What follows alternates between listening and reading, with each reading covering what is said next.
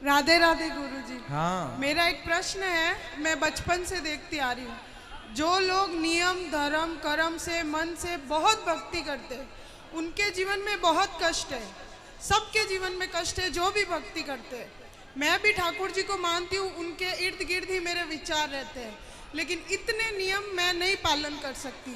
जो थोड़ा होता है वो मैं करती हूँ, लेकिन जो ज़्यादा नियम पालन करते हैं इतना कष्ट में रहते हैं, फिर भी उनके साथ तर पर तर ब तर उल्टा होता ही जाता है। तो कहते हैं कि ये सब कर्मों का खेल है, उनके कर्म है, जैसे वो कभी कुछ पिछले जन्म में किया होगा, कभी इस जन्म में किया होगा, उनका फल है उनका दुख। लेकिन मेरे को ये समझ नहीं आता कि जब कर्म करके फल लेना है, कर्म करके फल लेना है, तो वो भक्ति का उसमें क्या योगदान है, वही मेरे को। और जब भगवान कहते हैं कि मेरी आप भक्ति करोगे तो मैं हर चीज़ से आपको मुक्त कर दूंगा, आपके लिए जीवन आसान कर दूंगा, तो फिर कर्म का दोष कैसे लगेगा, मुझे वो समझ नहीं आता। वाह, सुंदर प्रश्न है, इसलिए ताली बजाओ। सब बैठो आप लोग। अच्छे प्रश्न पूछने चाहिए ऐसे जैसे इन्होंने पूछा। सब बैठो, पहले अगल बगल की बहनें सब बिठाओ। सुनो, इन्होंने पूछा है कि जब कर्म का ही फल भोगना है तो फिर भक्ति करने की क्या जरूरत है। सिंपल ये है। क्यों, सही है? अर्जुन भक्त थे कि नहीं? माइक ले लो, आगे पीछे की मैया बैठ जाओ। अर्जुन भक्त थे कि नहीं? जी। थे ना। लेकिन अर्जुन को भी 12 वर्ष का वनवास जाना पड़ा। 12 साल तक जंगल में रहना कोई सरल काम तो नहीं है। 1 साल अज्ञातवास, जंगल में रहना, किसी के दास दासी बन के रहना सरल काम तो नहीं है। जबकि अर्जुन जैसा भक्त कौन होगा? फिर भी उन्हें कष्ट उठाना पड़ा। भगवान राम तो स्वयं भगवान थे, 14 साल का कष्ट। माता सीता तो साक्षात लक्ष्मी थी, फिर भी दर दर की ठोकर जंगल में लकड़ियां काट काट के बच्चों का लव कुश का लालन पालन किया। इसी प्रकार अब आप कहते हैं कि जब हम भक्ति करें तो फिर कर्म ही का फल भोगना है, तो भक्ति का अर्थ क्या?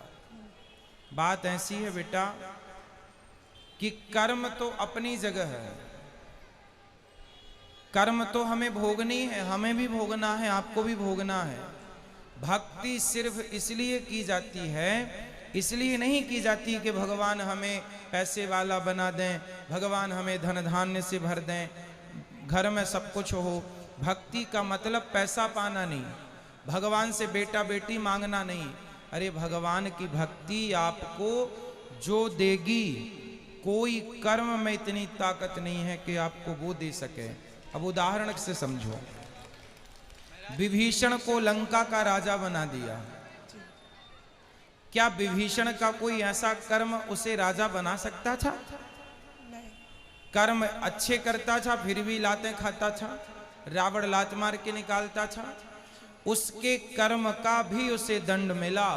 पर भगवान की भक्ति जो की, उस भक्ति का भी फल, कर्मों का फल यदि मिलता है तो भक्ति का फल भी मिलता है। थोड़ा सा देर है। विभीषण को भक्ति का फल मिला। उस कोई व्यक्ति ऐसा कितना कर्म करता कि वो लंका का राजा। भगवान कर्मों के फल को नहीं देखते कि तुमने भक्ति हमारी कितनी की। जब भक्त शरण में चला जाता है तो भगवान भूल जाते हैं कि कितना बड़ा पापी और पतित है, उठा करके राज सिंहासन पर बिठा देते हैं। दूसरा, सुग्रीव, सुग्रीव भी लातें खाता था भाई की, दर दर की ठोकर खाता था, उठा के बिठा दिया। तो भगवान बेटा, भगवान जो दे सकते हैं कोई नहीं। इसलिए गलती हम लोगों की है कि हम उम्मीद क्या करते हैं, हे भगवान हम तुम्हारे इतने बड़े भक्त हैं, तुमने हमें बेटा भी नहीं दिया। हे भगवान हम तुम्हारे इतने बड़े भक्त हैं, रहने को घर भी नहीं दिया। हे भगवान तुम्हारे हम इतने बड़े भक्त हैं, हमारा पति नहीं सुनता, बेटा नहीं सुनता। भगवान की भक्ति का मतलब ये नहीं कि तुम्हारा बेटा सुने, तुम्हारी बेटी सुने, तुम्हारा घर बन जाए। जो भाग्य, सुदामा ने सारी जिंदगी गरीबी देखी है, क्या सुदामा से बड़े भक्त आप और हम हैं? क्या हो सकते हैं? नहीं। लेकिन सुदामा से ज्यादा हमारी शिकायतें हैं। सुदामा की तो एक भी नहीं थी, सारी जिंदगी भीख मांगकर गुजारा किया, सारी जिंदगी भगवान की भक्ति की, और मांगने नहीं गए, 4 मुट्ठी चावल अपनी हैसियत के अनुसार देने गए। जब सारी जिंदगी उन्होंने भक्ति की और फिर भी गरीबी में रहकर शिकायत नहीं की, तब भगवान ने देखा कि भक्त पक्का है। 50 रुपए का घड़ा जो खरीदती हो ना मेरी बहन, उस घड़े को भी कुम्हार हफ्ते भर पकाता है भट्टे में, महीनों तक पकता है वो, कम से कम 10 दिन की आग तो देता होगा, तब जाके वो काले से लाल होता है, माटी पक जाती है तो लाल हो गया। अरे घड़े को भी पकने के लिए आग में उसे डालना पड़ता है। तो भगवान जब अपने भक्त को पकाएंगे तो थोड़ा तो दुखों की आग में तपाएंगे कि देखें कितना कच्चा कितना पक्का। इसलिए हर हाल में गोविंद का स्मरण करो और ये मत कहो कि हमें भगवान से कुछ चाहिए।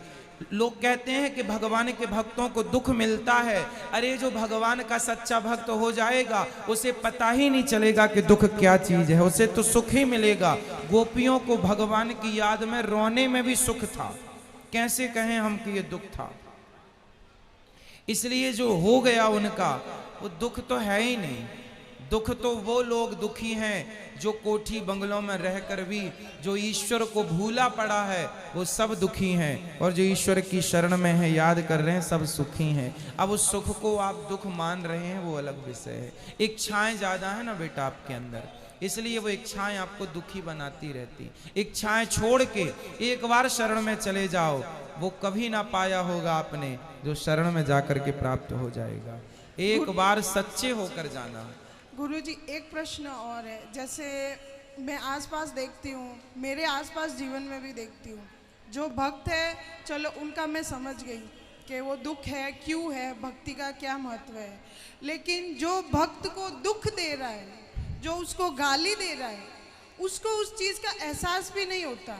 मुझे नहीं समझ आता वो क्या सोचता है, वो ऐसा क्यों करता है, और उसका पूरा जीवन अच्छे से चल रहा होता है और वो भक्त रो रहा होता है, और उसका पूरा जीवन अच्छे से चलेगा। अगर उसको सजा मिलेगी तो वो भी मरने से कुछ दिन पहले, तो उसका जीवन तो मज़े से गया, और भक्त का पूरा जीवन रोने में या कष्ट में तकलीफ में गया।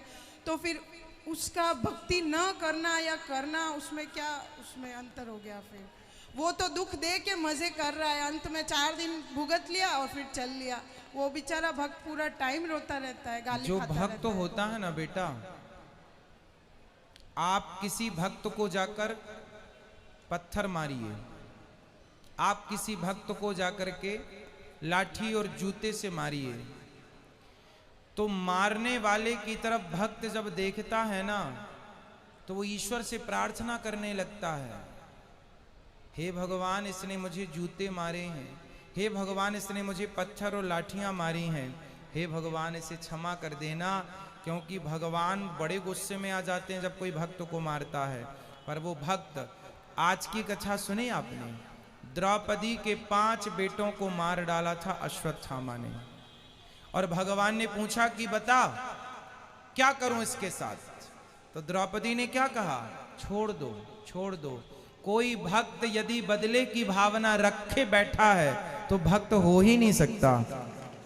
भक्त तो ये चाहता है कि इसने गलती की है पर भगवान इस पर क्षमा करना, और भगवान क्षमा करते नहीं हैं। विभीषण को लात मारा रावण ने, मारा लात मारा भगवान ने, भगवान को भक्त को भगवान ने कहा रावण तुमने मेरी छाती में लात मारे होते ना मैं तुम्हें माफ कर देता, तुमने भक्त को मारा है इसलिए माफ नहीं सर्वनाश करूंगा, कर दिया। एक बात बताओ कि जब तक रावण ने विभीषण को लात नहीं मारा तब तक राम जी ने लंका में एक भी बाण छोड़ा हो, एक भी नुकसान किया हो लंका का, तो मुझे बताओ। रावण ने सीता मां को चुराया, जयंत ने सीता मां के चरणों में चोंच मारी थी तो बाण छोड़ दिया था, त्रैलोक्य में जयंत को बचाने वाला नहीं मिला, चरणों में चोंच मारी थी केवल, और रावण तो पूरी सीता उठा कर ले गया। तो क्या राम जी बाण वहीं से बैठे बैठे ना मार देते, रावण तो मर जाता। लेकिन नहीं, राम जी ने कहा कि रावण भले मेरी पत्नी का हरण किया हो, लेकिन मेरे भक्त को रोटी खिलाता है विभीषण को, इसलिए मैं बाल भी बांका नहीं करूंगा।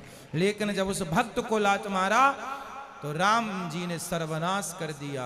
भगवान कहते हैं तुम मुझे लात मार दो, सह लूंगा, मेरे भक्तों को मारोगे विनाश कर दूंगा।